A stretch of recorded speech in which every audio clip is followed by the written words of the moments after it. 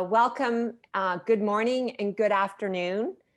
Thank you for joining us today for our Women Get On Board virtual session that is hosted by Gowling WLG. So thank you, Gowlings, for being our national strategic partner and hosting us on this very topical discussion today. So we are coast to coast. We have attendees from east to west coast and right through Canada. So thank you all.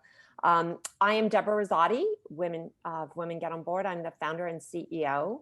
Women Get On Board is a member-based company that connects, promotes, and empowers women to corporate boards. We have over 500 members across Canada, and we offer sessions like this to inform, to empower that next generation of women corporate directors, or if you're already on a corporate board, to be more effective or just to stay current on topical matters. So a few administrative matters before we get started. This session will be recorded. You will receive a link to the recording early next week, and we'll post it on our Women Get On Board website thereafter. We're excited to have a group of very knowledgeable and keen speakers today on a topic on ESG and the role of the board. There'll be a 45-minute discussion facilitated, and then there'll be a 15-minute Q&A. And because we're on the Zoom platform, you'll be using the question function to ask any questions to the panelist, and that will be facilitated by our moderator. And you'll receive a thank you email following this session, and we really will appreciate your feedback. And then there'll be a follow-on email you'll receive early next week with the link to the recording. So without further ado, I'm honored to introduce our moderator today, Karine Harnart. She is a partner at Gowling WLG's Calgary office. Her practice is focused on insolvency and restructuring litigation, and I imagine you're quite busy these days. I guess that's an understatement. And she has an area of practice in commercial litigation. She regularly advises boards as part of her practice and has held board positions with various not-for-profit organizations during the course of her career. So without further ado, over to the panelists and moderators. Thank you. Thanks, Deborah. We're excited to be hosting this webinar today with Women Get On Board, and we have such great feedback from these sessions that we managed to do with you.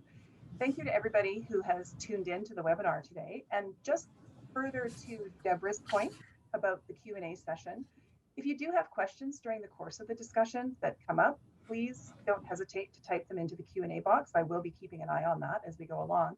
And if you would like to direct your question to a specific panelist, please let me know who you'd like to direct your question to.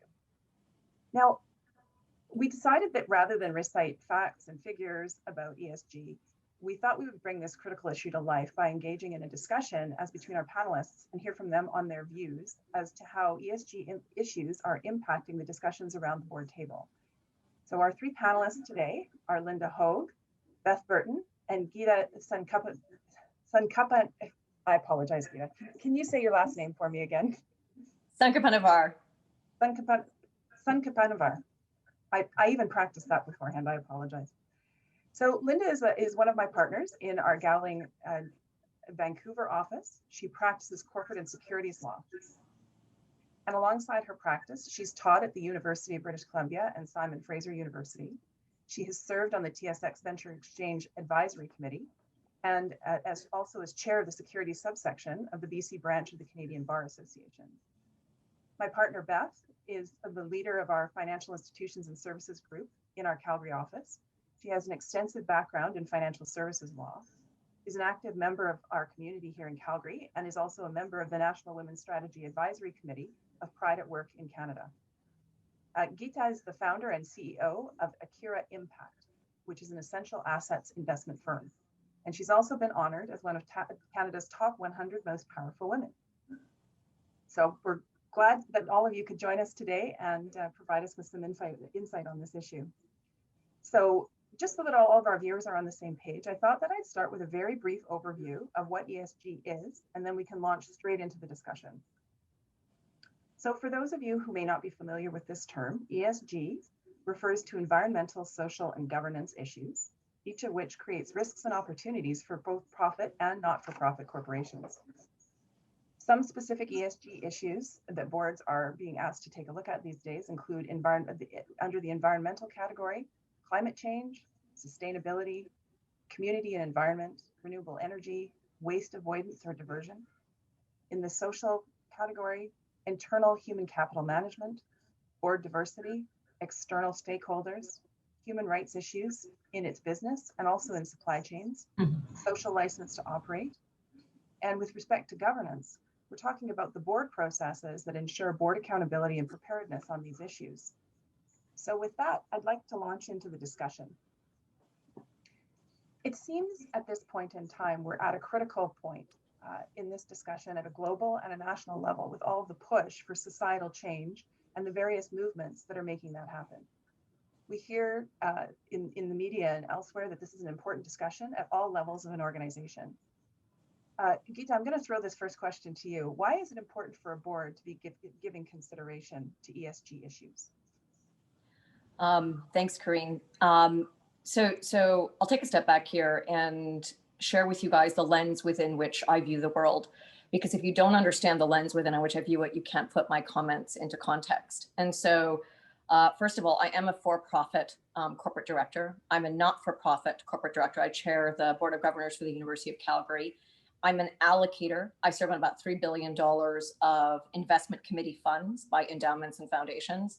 And I'm a direct investor myself, running an investment firm. And I'm also somebody who's lived and worked all over the world.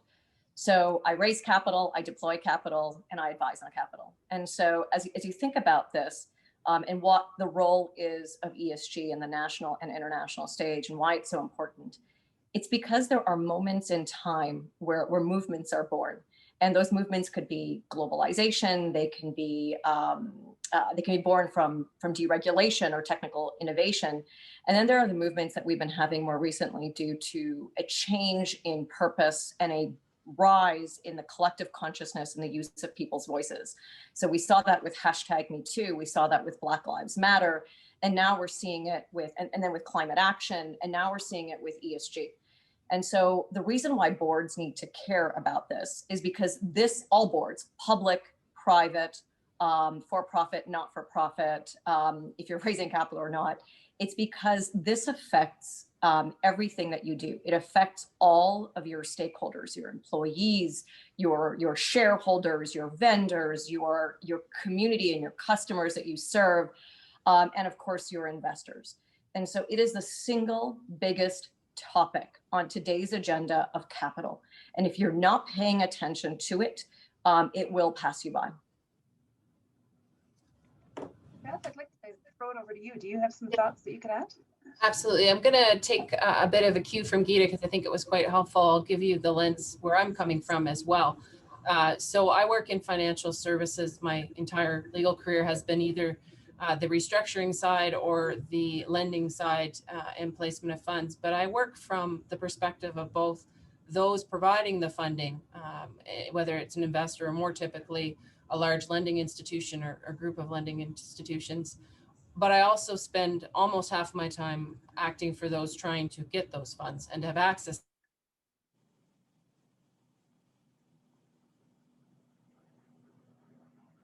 Beth, I think you froze there for a moment.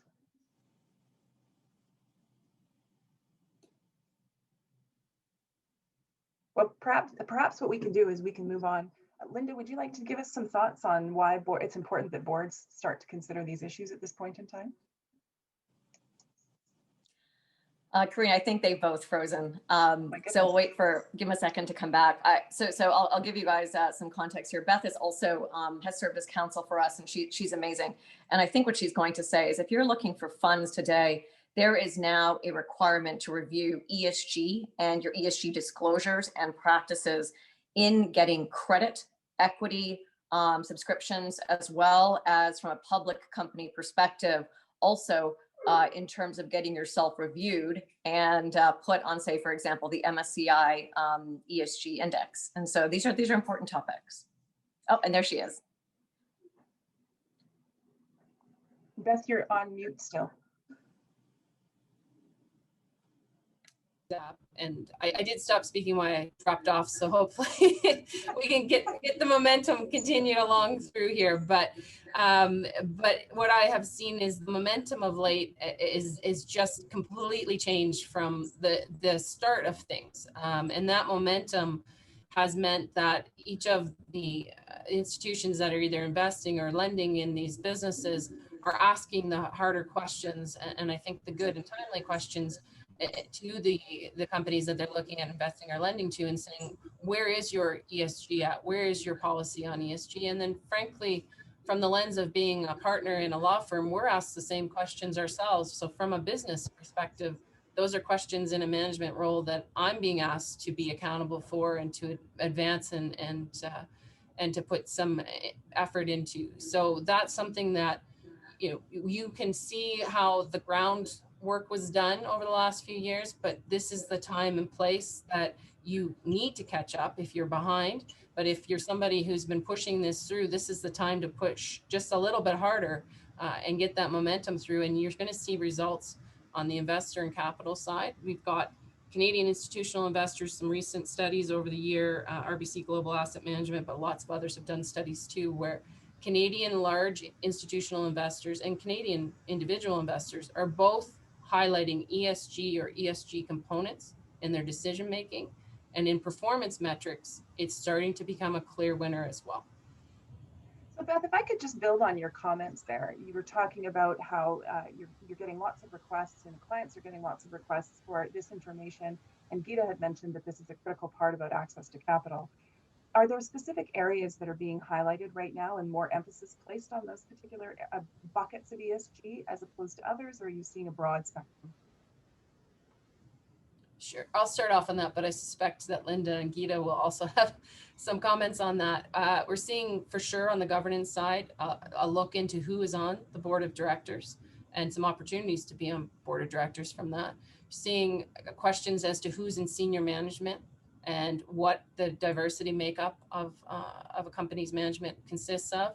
You're also seeing environmental for sure. Some requests for what is the environmental plan, what is your carbon capture, what are you doing to address footprint, whether it's an energy company or not. These are questions that are relevant as well for your flights and other policies within your organization. On the social side, we're certainly seeing in Canadian world an emphasis on whether or not there is a reconciliation or other protocol or plan that is being implemented, and some better understanding and education in the current world as to what that means and how important it is to go forward with. So I'll flip it over to Geeta, who I think can answer even more on this. So yeah, I think it's there's look, each of the pieces has people are taking and making it their own. So let me just take a step back. 3 years ago, this was barely a word on people's lips. This was predominantly started in Europe. It came out. And the first discussion around it was decarbonization, right? Climate impact. The next piece that came out was diversity of boards. And so all of a sudden, it then merged into this entire ESG concept of environmental, social, and governance. And it became about sustainable, long-term transparency and trust in boards. That's and the companies that are executing. And the reason it's so important is because people are voting in this time with their voices, their votes, and their wallets. And so the way that this has manifested itself is, and although this is still quite nascent, it is the topic on everybody's agenda in the boardroom. And if it's not, it should be. And so the way it's manifesting is people are starting to look at almost layer by layer what's going on. And I'll tell you without a doubt, the Europeans are substantially more advanced than we are. But here, the way I've seen it impact in Calgary, or in Canada specifically, is it started about 3 years ago, where we heard the phrase, we understood it was important, why it was important. And as allocators, we started to ask GPs, tell us about what you do for ESG. And the answers were a gamut, because it was a cottage industry. It was a gamut. It ranged from, we give back to our community, to we support the environment, to we are transparent in our governance processes. Fast forward a year, So 2 years ago. And then the question became, we became signatories for the UN Principles of Responsible Investing. We started tracking diversity on our C-suite and our board suite. And then fast forward to today, and it has become literally a framework. And that framework seems to have coalesced around three things. One, on the governance side, it seems to be coalescing around diversity. Show me your board, your C-suite, and how you are making decisions and who are the people making those decisions. Number two, on environmental, it seems to be coalescing around carbon tracking. So tell me your impact to the environment from the start of your supply chain, when your product is just a nascent idea, all the way to the end when it's in your customer's hands. And then on the social piece, doing for your community. And that has, of course, a substantially different impact for not-for-profits than it does for for-profits. Great. Linda, now you're out on the West Coast. The Yes. other three of us are here in Calgary.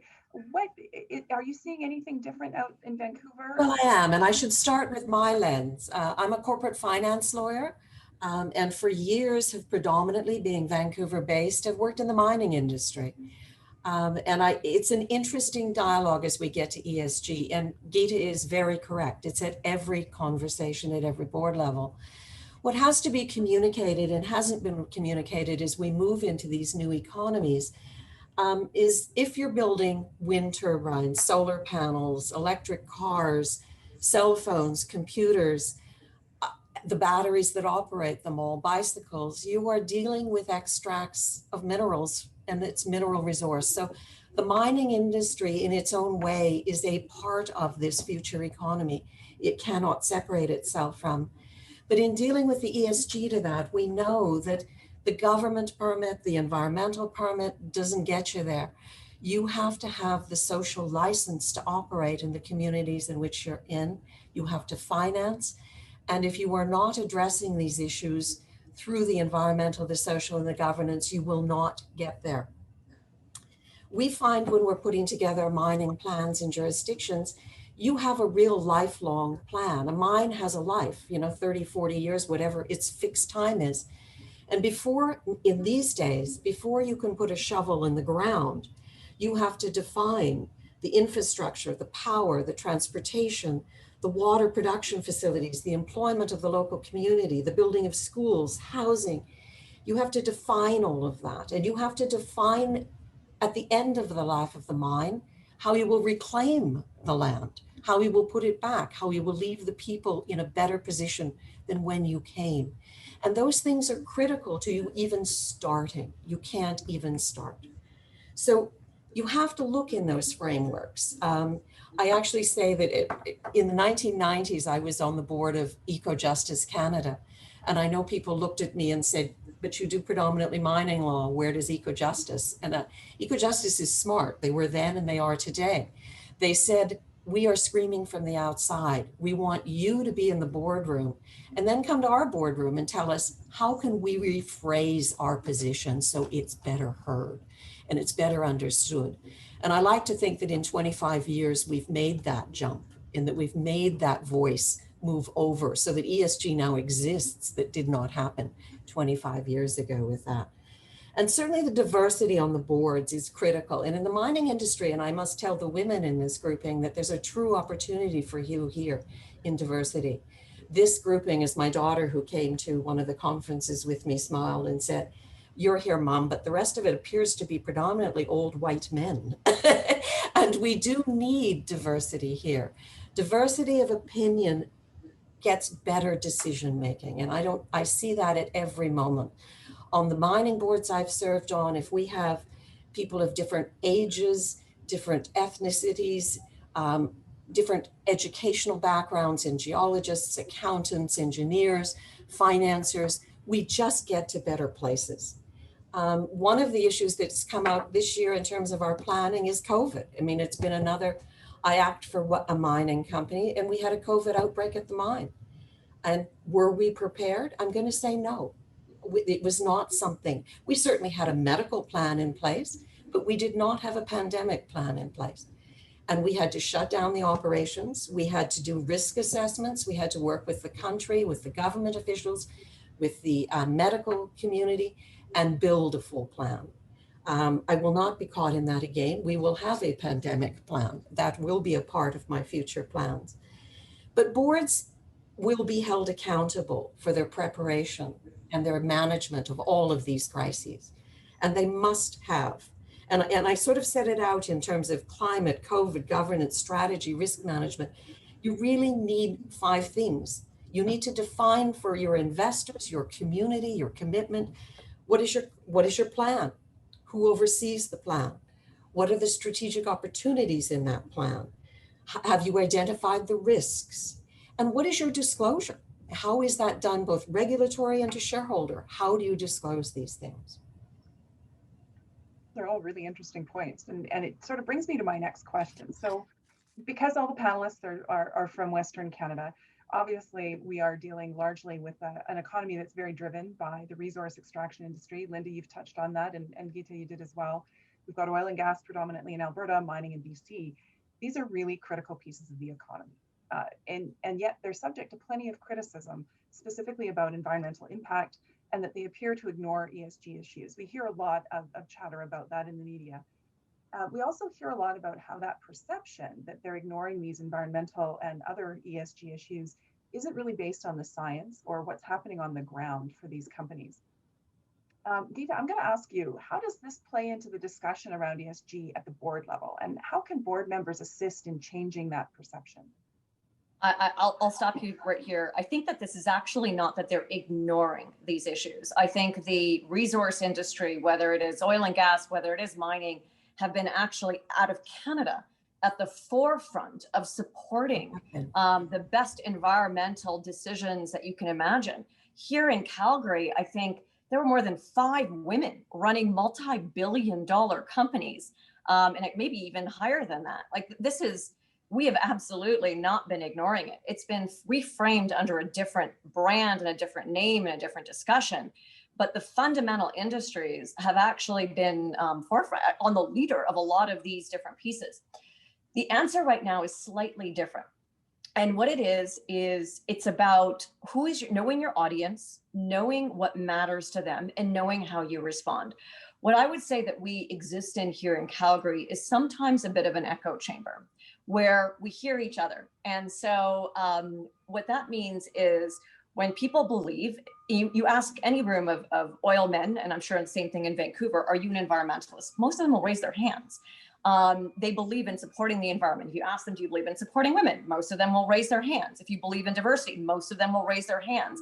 And they actually act on it as well. I think the challenge is slightly different.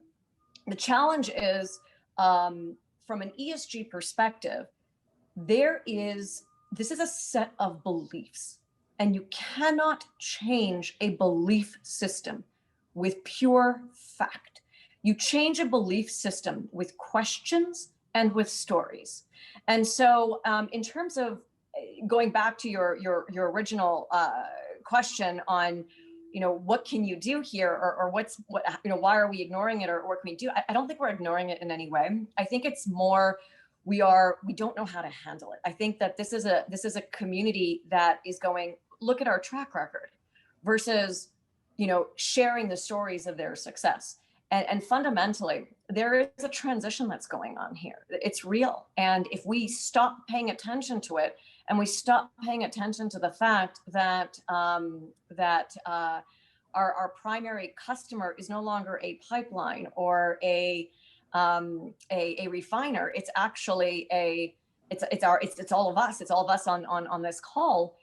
We will be sharing stories in a different way. And that is what this industry for more than 4 decades has forgotten. And I'll jump in there, Geeta. You're absolutely correct. We have, and I don't think we communicated well, the success stories. Is everything perfect? Of course not. Nothing is. And we acknowledge that. But I attended a mining conference some years ago that was focused on African mining. And a significant number of the mining ministers of various African countries were there. And talking with them was one of the most interesting times I'd spent, because they were all looking at me going, we want the Canadian mining companies here. We want the Canadian, I'm going, there's worldwide companies. But their response, and I was taken aback, was the Canadian mining companies are at the forefront of doing it right, of caring about the communities they're in, about establishing the social license, about building the infrastructure that we need. We need roads, we need power plants, we need these things. And we find the Canadian companies at the forefront of that. I don't think that we have communicated that as well as we should have, or Geeta's right, it needs stories of the successes of what have happened. And I'll just follow up on what Linda just said. You know, this is the opportunity. Like, there's a lot of women, I believe, on this call who are either on boards right now or who are interested in getting on boards. Like, this is a massive platform to use to leverage your skills and your voice, because for the first time, it is being actively solicited. And so take advantage of it. And so this is a fantastic platform issue where boards are looking for different perspectives on stakeholders. And this is a great opportunity for, I think, not just the women on this call, but women in general, or diverse communities in general, to start getting their voices listened to and heard, and actually having positive impact on the decisions that are being made. To use Linda's point, change from the inside out.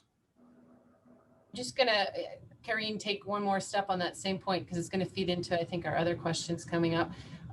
When we're talking about Western perception and being in that bubble echo chamber, I think communication is really something that is key for a board. So setting what the plan and what the vision is, and that's something as a board member, however diverse your background is, whether it's gender or it's race or it's other diverse components that you bring to the table, you can really add in the communication scope by communicating to outside of the company and within the company in a different way, because you're going to have a different voice and you're going to have a different nuance and you're going to have a different ear. And so that communication point is so critical and is really something that I think as women, we can really be an addition and a real add in terms of getting the voice projected in a different way. So I just want to circle back to one of the comments that was made about, again, the access to capital, and how we started out this conversation around there are a lot of external stakeholders and internal stakeholders that are measuring these things. And when you're looking at access to capital as a specific example, that financial institutions and other lenders are asking for that information up front.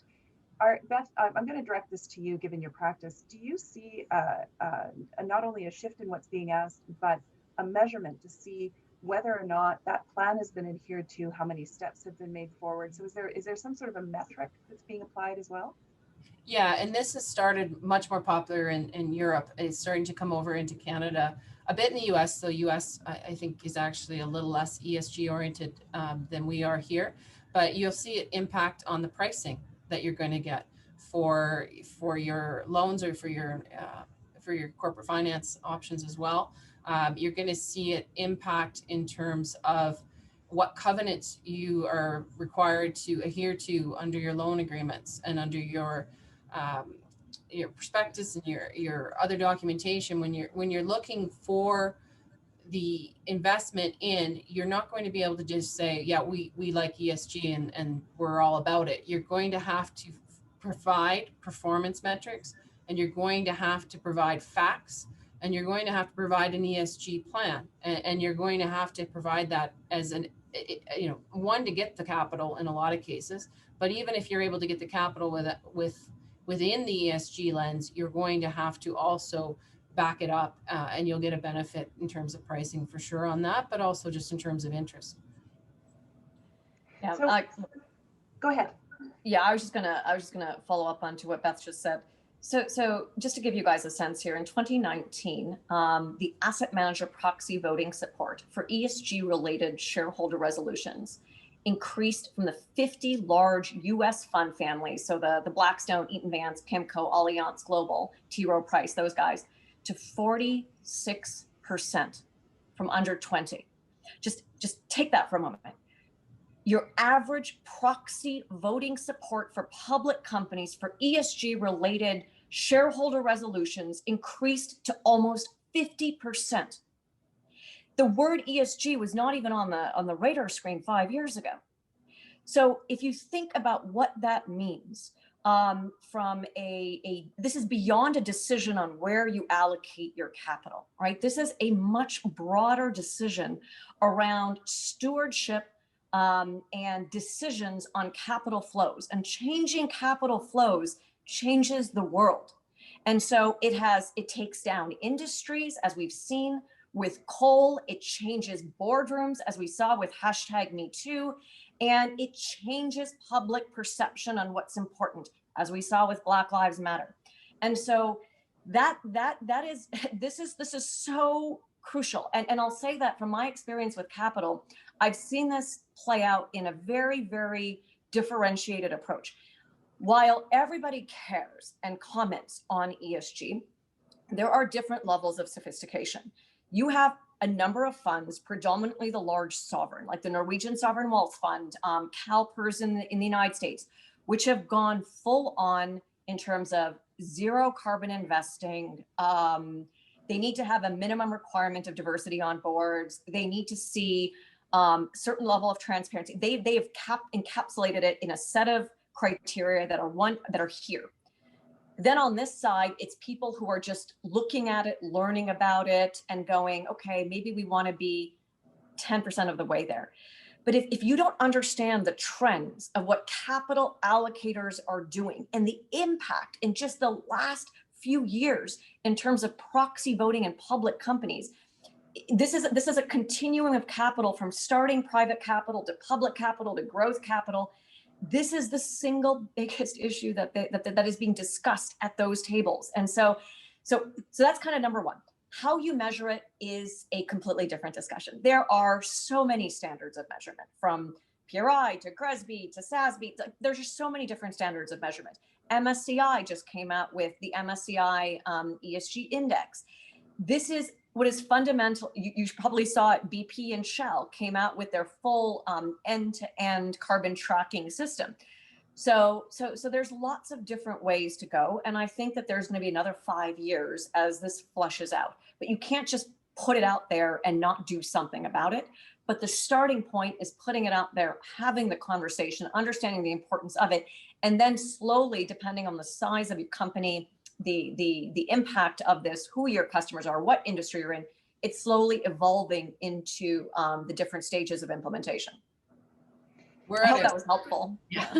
I would say we're at a very critical point where, there are societal shifts and changes, and you can usually, in hindsight, look back and see some of the triggers to it, and the points that push it over. Right now, we are clearly moving forward in a new direction, and it is going to be critical that the work start to happen now, and that people embrace ESG and get familiar with it, because we will follow, I think, even more so the European emphasis on this. I know Asia has really started to turn to it as well. And then US, I assume, will likely have some impact from the presidential election as well on their focus as well. So right now, it's a good time to be catching up. And I think you will find that the companies, if you're going to join as a board member, or the nonprofits as well as a board member, that are looking at this, are in an evolution stage, and they're often in Canadian side of things, learning how to either do it, or if they're already doing it, how to message it. And you can really be a part of something as a board member in how that moves forward. And the companies that aren't looking at it, you may not be as involved in as a board member, but if you are, I would suggest you use your voice to get involved in it. That's correct, because you will not have the social license to operate, and you will not be able to raise the capital if you haven't put these issues at the forefront of what you're doing. So that leads me to an interesting question, and all three of you have touched on this briefly, but I'd like to drill down a little bit more. I expect that a lot of people who are listening to this discussion today are a range of different interest levels in this topic and experience with dealing with boards. So from prospective board members all the way up to people who are relatively senior, who have quite a significant amount of experience on for-profit boards, how can this broad spectrum of women listening today, how can they leverage this focus on ESG issues to either get on boards as a prospective board member, or to continue their board career? I'll take the first shot at that, if that's okay. Yes. So I think my experience has been when you start your board career, women get nominated to boards because they are first valued for their competencies and their skill sets before they are valued for their strategic perspectives.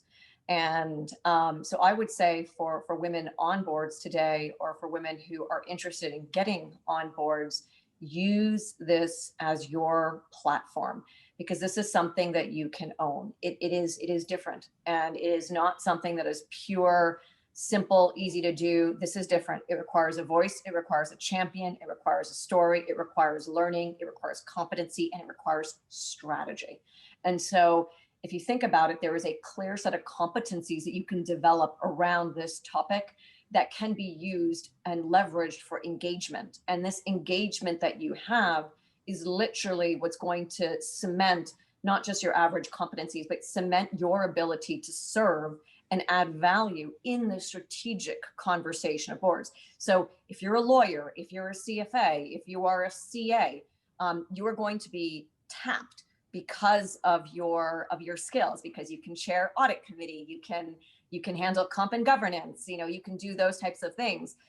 But the true value to a board is the strategic discussions that a board has, not just the competencies and skills that it brings. And each strategic discussion is informed by a set of perspectives that I think Linda, Elizabeth, and Corinne talked to. And so what I would say here is you can use this as a phenomenal platform to develop a set of competencies that can be developed to engage and leverage for engagement for boards. And so I just think this is a massive opportunity, and I'm seeing it. I think I saw, I had a conversation recently with a senior individual who's an operating partner at one of the top 3 investment firms in the world. And he was telling me that they've just done 7 searches for women, between investment associate all the way up to operating partner to board members for their companies. And one of the things that they are looking for, women and diverse minorities, one of the things that they're looking for is they are looking for that perspective to have a better understanding, to balance the board on strategic views. So just, it's a phenomenal platform right now to use. No, I totally agree with that. And to understand and coming to the boards with that perspective that is so essential, that real enduring change happens one step at a time. I don't think you have to think that everything happens immediately. Everyone has their own voice, and they have to learn how to express it in a way that is clear and is understood. And I find that for myself, I don't persuade well if I react in anger. I have to draw people to my thoughts, and that requires a more reasoned step. We all try things that worked 25 years ago, actually in the late 1980s, even more than that. I tried to do the first wind farm in British Columbia. It didn't happen because we were just too far ahead. Batteries weren't strong enough. They didn't develop wind turbines in British Columbia. All of those things stopped making it economically viable. 25 years later, we succeeded. I think people have to accept that there's a process to this. And yes, the ESG is a way to get a voice to the board and to bring perspective and understand the timeframes it takes to affect change. Yeah, a lot of it is about long-term thinking and planning in a way that, you can really see the emphasis switch from immediate share profits inside of a corporation to what is our long-term sustainable goal. And that's a great and exciting thing to have happen, I think. I agree. The companies have to look at what are they contributing? Where are they contributing? And thinking from those perspectives. So think about it from this perspective. I had the opportunity to address a keynote to a university in Eastern Canada, to their graduating group in engineering and sciences. When I just asked a poll question, how many of you would want to work in the oil and gas industry? Like, I think maybe 3 hands went up.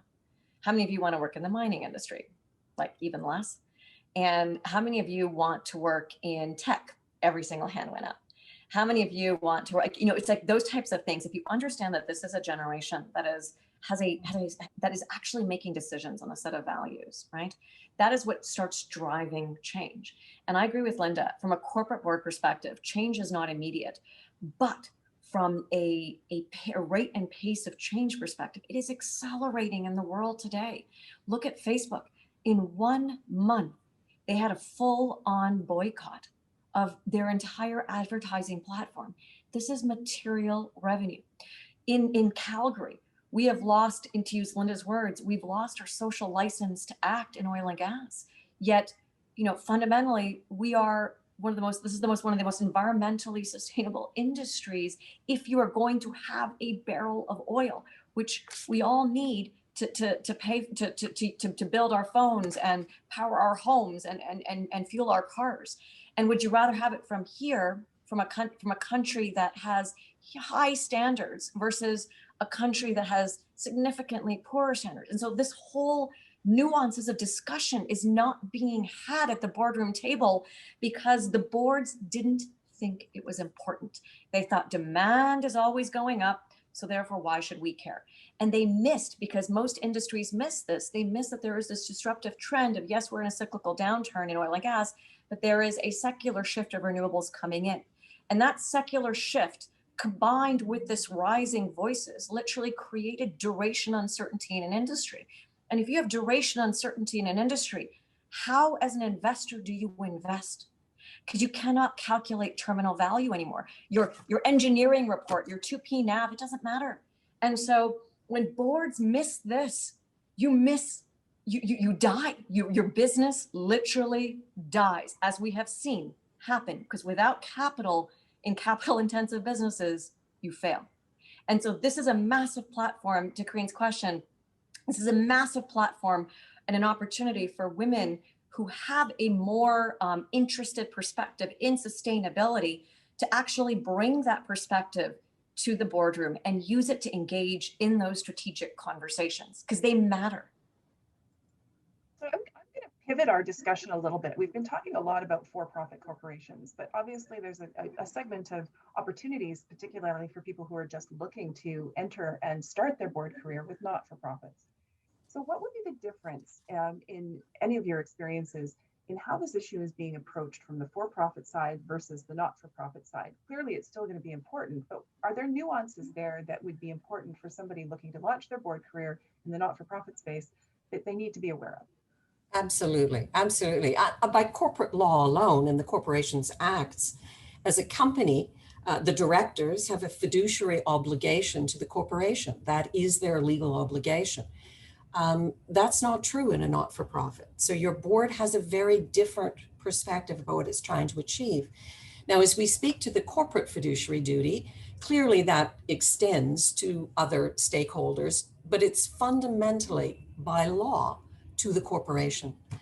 In a not-for-profit, you have so many stakeholders. I served on the board of the Canadian Mental Health Association for a period of time, and found so difficult the number of the donors, the employees, the volunteers, the service providers. They all have different fundamental issues. And it's much harder, I think, in a not-for-profit to meet the different needs of the direct stakeholders who you must account to. I agree completely with what Linda said. And what I would echo to it is because of that more focus on stakeholders than shareholders alone, there is a immediate appetite in the not-for-profit to embrace and engage these types of issues, because they understand the importance of engaging their entire community, from who they are serving to who they raise money from to who they work with as partners. And I think what I've seen is, for example, UNICEF, the UN came together to create the Sustainable Development Goals. This is the first time the UN has come together in like 5 decades to actually do something like this. This is amazing to actually advance. This is talking to that shared purpose and shared values that this generation is facing. For the University of Calgary, where I chair the Board of Governors, we're number 2 in sustainability in all of the universities in the U15 here in Canada. Does anybody know that? And so they are doing a lot of these things, and they're adopting this because they have in the University of Calgary, a 40,000 member community that is asking for it, and they're listening to it because they're young and they're plugged in to purpose and values of that generation. And so, look, for-profit boards do have a responsibility to shareholders, but part of that responsibility to shareholders is to ensure that you are alive, is to ensure that you do not go bankrupt. And without access to capital, that just can't happen. And so there's a extrapolation that needs to take place here to think through not just the first order event, but the second order and the third derivative order event of what is the implication to all of these changes that are sweeping the world today at the board level. So we're now at 10:47. So I've got a few questions that have come up. So I'm going to throw them out there and you guys can answer them. The first one is, someone recommend a good example of an ESG report that can be found on the web, or speak to the characteristics of an effective ESG report? And I'll speak to it maybe first, just from what the options are a little bit. And then Geeta, you may have more practical input to add to that. There is a lot of uncertainty on which reporting to use. It's the new thing. So you're going to see a lot of the accounting firms are now offering a service to assist with the reporting. But the two main standards are Sustainability Accounting Standards Board and the Global Reporting Initiative. There's also the World Economic Forum's Business Council standards and a few others. But the first two I mentioned are actually going to be collaborating now. The first, the Sustainability Accounting Standards, was based a lot on industry-specific metrics. The second, the Global Reporting Initiative, is more based on your overall footprint and metrics. The two going together should help pull one perhaps more towards an industry side or awareness of industry differentiators. And then on the other side, hopefully on the overall global side, the impact would be to move the industry standards a little more towards a global metric as well. Those standards are not the only ones. There certainly are a lot, but in terms of the reports that you can use, NASDAQ has a reporting guide that's publicly available. And then, as I mentioned, all of the accounting firms, I think the major anyways, are certainly able to provide some. Now, that's not the free forms. I think the free forms will start to come out more and more, especially for the nonprofits. I think you'll see better resources become available, but we can probably send a follow-up response to you with an email with some options on the free available ones. So Geeta may have them off the top of her head, but I do not. So I think it depends on what industry, what company, what size. So if you're looking for a for-profit, large corporation with greater than 1,000 employees, go down Elizabeth route. Besides SASB, there's GRESB, there's all those types of reports that are out there. And I'm sure if you just Google ESG reporting, you'll see like 1,000. But those are the two primary ones. Check out the MSCI ESG rating system as well. That's just recent, and that's just launched. There's a sustainability rankings survey as well. So just kind of start looking at who is your audience for this, because it's okay to answer to your audience. If you are a younger company, a smaller company, sub a couple $100 million in revenue, be thoughtful. It's more important to put together a timeline and a framework and just pick those three buckets. What are you doing for diversity and governance? What are you doing for transparency and governance? What are you doing? What are you doing with the environment? And is there things that you could do to help reduce emissions and or be a little bit friendlier in this piece, depending on what type of an industry that you're in? And on the social impact, most companies in Canada do pretty well on it. So I'm sure that you can think through that with people internally, but come up with a timeline around when you want to implement things, because you can overwhelm your executive leadership team with, here's this report and that report, and these are all the standards that we need to follow, without understanding the context. If you are in an extraction industry like mining or oil and gas, you probably have an HSE officer. And so if you have an HSE officer, talk about it in the HSE committee, talk about how you can figure this out. So there's a lot of reports out there. A lot of the management consulting firms, the Korn Ferries and Egon Zenders of the world have reports as well. But what I just caution you on is there is no yet standard framework. There is a lot of views. And so if you take those three core items and you think about your business or your organization within the context, work with your board and work with your executive leadership team to create the right framework for yourself. And there's a ton of them online if you just Google it. Yeah, and the framework is a good way to think of it. One quick point for anybody who's an accountant on the call, which I suspect we may have a few. The CPA has a recent course this summer, I believe, a webinar that's available on exactly this. And it'll be a lot more helpful than I would be. I wouldn't say for non-accountants, maybe it's not the spot to go. But for anybody who's an accountant, I would recommend that you do that as part of your continuing education. There's certainly courses coming out specifically on this point for that. And I suspect there will be for lawyers and for board members and for many more to come. So just building on that, we've got another interesting question. Someone is asking, how do boards balance short-termism versus long-termism on ESG parameters?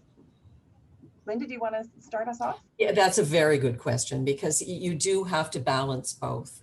You have to be, as a public corporation, you're answering to your shareholders and to the corporation, and sometimes those want short-term vision. But if a company is to succeed long-term, it has to address all of the ESG issues, and it is very difficult. And it is a struggle at the board level, I have found, to get people to think more long-term and how that company is contributing to the community it's in and how it's being a part of it. What is it giving back? And not just looking at share price as a means. I have struggled with that, getting to a long-term view. So I'll go back to the framework and the timeline. I think as a director, you do have fiduciary responsibility. And that fiduciary responsibility is not to run your company, right? It's to advise, it's to do strategic planning, it's to make sure that you bring to bear your perspectives that are out there in the marketplace to help advise your CEO and your executive leadership team, or give them perspective, ask smart questions. And so what I'd probably say on this one is, again, it depends on the size of the company that you're in, and it depends on the state that they're in. If you just kind of measured them today, and I'll use again the example of allocators. So 3 years ago, no one talked about ESG, or 5 years ago, no one talked about ESG. So when GPs came into general partners, like any of the major investment firms that you would know out of the United States, came into our boardroom to ask for investment dollars, we would just ask, well, what is ESG?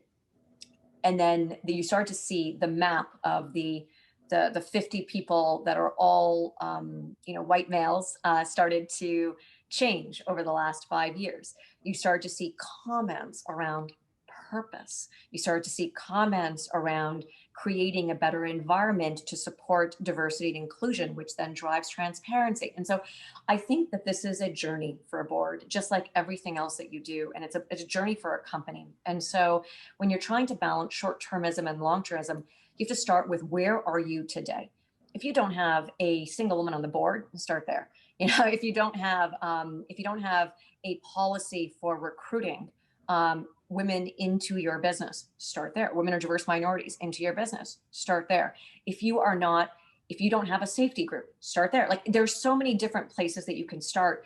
But before I'm somebody who goes, it's easy to do step 1, 2, and 3 once you know what your N is. And you have to, as a company, understand, what is your ESG story? What is your corporate purpose? And if you do that, because it's a really interesting discussion that has never been really had in B2B businesses before, but it has to be had right now when you are in a war for talent and capital and mind share. And so as you're kind of coming up with your story, you can start backfilling behind that as you understand where you are and where you want to be. So there is no one size fits all. It is a journey. You just have to start. So I hope that's helpful. We've got another question that sort of, again, builds on that whole, this discussion. And the question is, as a corporate board member in Canada, are you breaching your fiduciary obligations to the company if you do not raise the topic of ESG in the boardroom? And should you ask the company for regular updates on ESG progress? So I'm going to answer without answering.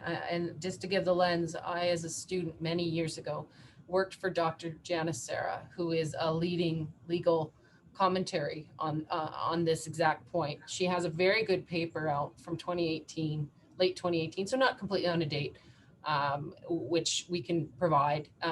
Commonwealth Climate Law Initiative, Climate Change and Legal Risk. She's got a number of others. The long story short is right now, it's not clear that you are. It will depend a bit in the industry you're in. It'll depend a bit in which board and organization you're talking about. Fiduciary obligation is something that I like to call the warning that you're talking to a lawyer. It's a good word to know that you're talking to a lawyer. But it is something that is very critical, and that stakeholders, not just shareholders, are now starting to have a voice in, and potentially a legal right in terms of not just social license, but also whether or not there's other legal liabilities as a board member. So for a majority of companies, I think that it would be prudent. I don't think that it's necessarily at the point where it's a clear obligation under law, but there is definitely some areas where it's a risk. I think going forward, you will see that shift, and I think you will see the legal academics driving forward, and also perhaps in Canada, at least, maybe not the US Supreme Court, but in the Canadian legal system, I think you will see a more increased willingness to consider it part of the duties of a director. Now, Karine, actually, this is something you run into in the bankruptcy and insolvency and restructuring part. So I don't know if you're willing to step in maybe on that question, but I think it's something you run into the most directly. Yeah, I think it's an interesting question, and what the obligations are. I agree with Beth's comments about how that's framed by the industry and by the size of the company and who the stakeholders are. It's not a one-stop answer, but I can say that we are seeing more and more. My view would be, as this becomes part of the normal course of doing business, it's still relatively new. It's a critical issue. It's something that people need to be thinking about and be having those discussions at the board level. But it's going to be normalized very quickly. And as soon as it gets normalized, that is going to slot it into one of those fiduciary obligations that a director has. And it's going to become more and more accepted by the courts and more accepted by corporate law, that this is something that needs to be part of what a company is doing, much like directors have to discharge their fiduciary obligations by keeping an eye on the financial health of the company. Gita, I don't know if you've got any thoughts on that. Yep, love lawyers. No. So, and by the way, like I was saying when Beth fell off, I think she's amazing, and can't recommend her enough. But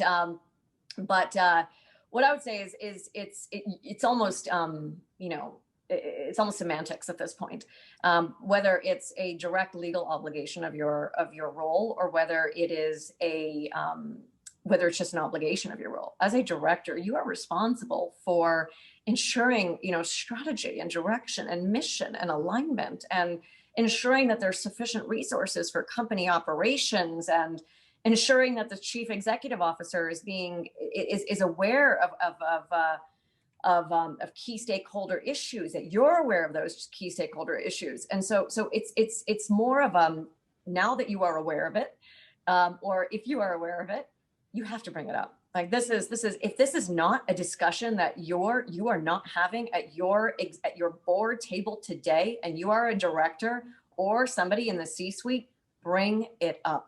And bring it up in to use Linda's words, bring it up in a manner that with facts. Like, a lot of boards want to see facts here. They don't just want to hear rising, voices, collective consciousness. They want to actually see facts. Bring up proxy votes. Bring up, the Norwegian Sovereign Wealth Fund. Bring up CalPERS. Bring up, show where capital is going, where direction is going, where boycotts are going on products, depending on if you're in a B2C or a B2B business. And absolutely bring it up. So it's less about the fiduciary obligation piece and more of your moral obligation as a board member to bring your best thought to bear to help guide and protect this organization and create sustainability of your organization for the long term. One thing, just as a lawyer, me can't help but say this. ESG components involving, environmental, societal, and governance all have elements to themselves in a more broken down way that you may very well have very clear board of director fiduciary duties. So, I'm not suggesting as to whether or not ESG as a whole is required doesn't mean that you're very likely to have considerations on either climate, environmental, or frankly, if you have a Me Too situation, any of those things, you certainly could have legal risks. So I just want to make sure that that's clear. ESG, maybe not with ESG as the whole, is certainly in all elements something you're probably having to consider as a board member. So with that, I'm going to say that it's 11:01. We've had a very engaging discussion. We've got one comment and 2 additional questions. So what we will do is we will answer those questions by email so that people have the answers to them. And we've got a couple of links in the paper that Beth mentioned. I've made some notes, so we'll make sure that we get those out to the participants for today, along with the survey and the link to the recording that Deborah mentioned at the beginning. So this has been a really engaging discussion. I'd like to thank our panelists for their time and the amount of preparation that they did for today's webinar. Really, really interesting topic. Women Get on Board believes in the spirit of giving back. And so on behalf of our speakers' time and expertise, Women Get on Board is going to be making an annual donation to our charity partner, Dress for Success. With respect to the survey, we encourage you to fill it out and provide some feedback as to how you felt this went, and if there are other topics that you'd like to see us cover. And we also we encourage you to reach out to any of our panelists or myself through LinkedIn or otherwise to continue this important discussion. And we'd be delighted to hear from any of you on further thoughts and questions. So on behalf of Gowling WLG and Women Get on Board, we'd like to thank you for joining us today.